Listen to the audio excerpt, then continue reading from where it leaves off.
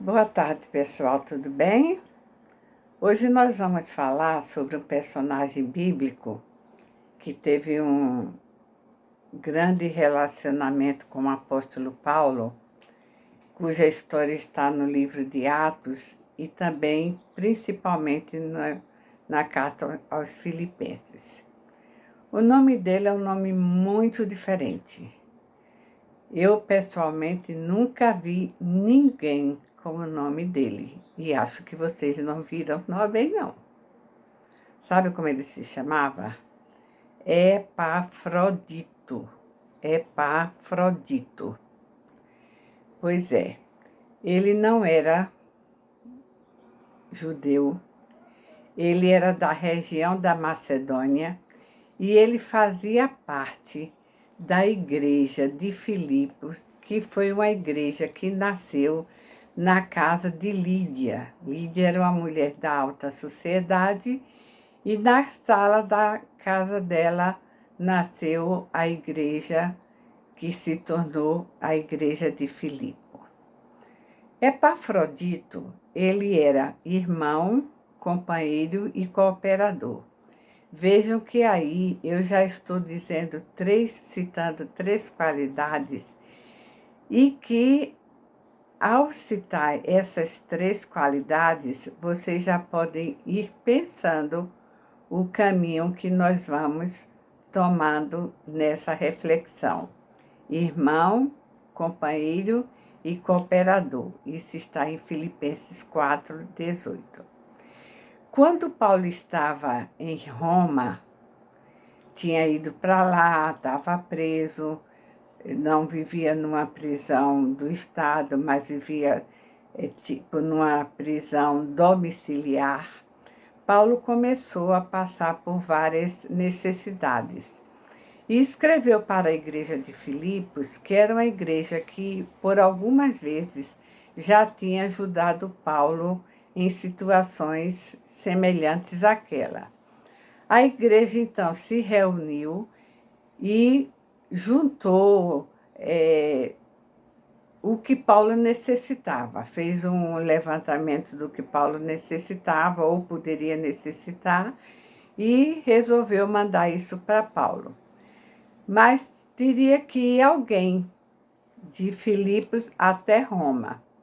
Dada as questões de transporte da época, para sair da Macedônia e chegar até Roma, Epafrodito levou exatos 40 dias para chegar até onde Paulo estava. Quando ele chegou lá, depois dessa longa e cansativa viagem, ele que já tinha saído de casa adoentado, ele ficou muito, muito, muito doente. Muito doente. Mesmo apesar de já andar enfraquecido, mesmo assim ele se dispôs a ir até onde Paulo estava. Paulo ficou extremamente preocupado com a situação física de Epafrodito e começou a orar muito, muito, muito, muito, porque ele imaginava assim, aquele servo tão fiel, tão leal, tão companheiro, e ter se colocado à disposição de ir até Roma para ajudá-lo e ficar doente daquela maneira. Então, o que aconteceu? Paulo começou a orar.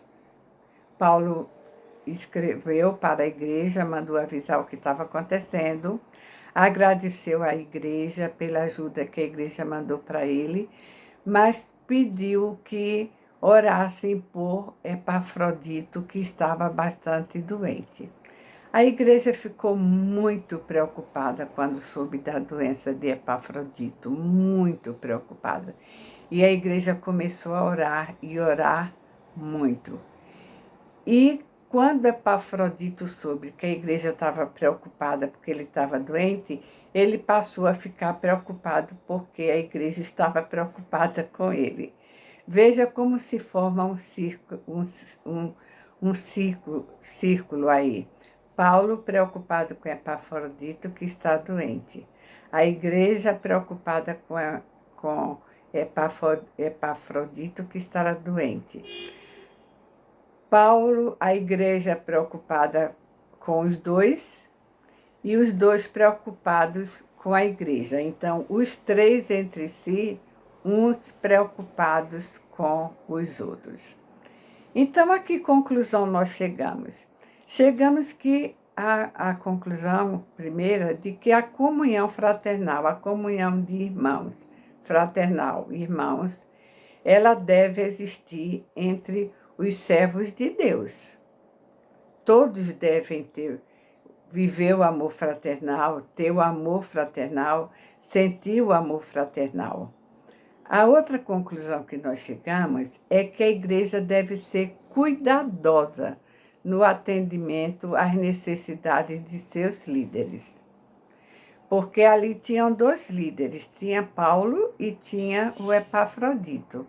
E a igreja mostrou muito cuidado com o atendimento às necessidades de Paulo e de Epafrodito quando ficou doente. A igreja fez por ele o que era possível fazer naquela circunstância, que era orar. O zelo, o amor, a dedicação deve existir sempre entre os membros da igreja. Não precisa ficar doente. Não é preciso que o irmão fique doente para que possamos ter zelo, ter amor e dedicação por ele. Seja qual for a circunstância, nós devemos ser irmãos uns dos outros, companheiros uns dos outros e cooperadores uns dos outros. Qualquer circunstância, na doença, na saúde, nos dias tristes, nos dias alegres, não importa a circunstância. Devemos viver em harmonia. Devemos praticar o amor fraternal. Devemos ser irmãos, companheiros e cooperadores uns dos outros. Vamos experimentar fazer isso? Eu imagino e devo imaginar que você também pensa assim, que se a Igreja de Cristo praticar isso, ela será muito mais fraterna e muito mais conhecida no mundo em que nós vivemos. Aguardo você amanhã e aguardo também a sua inscrição no meu canal Mércia Madeira.